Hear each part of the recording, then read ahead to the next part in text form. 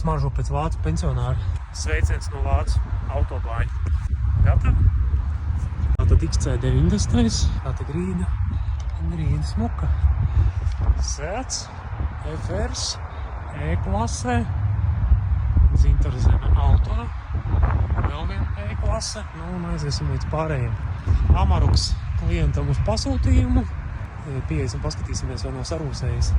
Ārpus vesels, te arī vesels.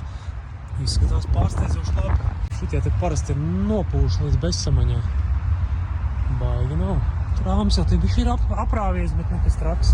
Šitā ļoti stalta. Padaudz nogājis. Tad stāvoklis būs baigākais.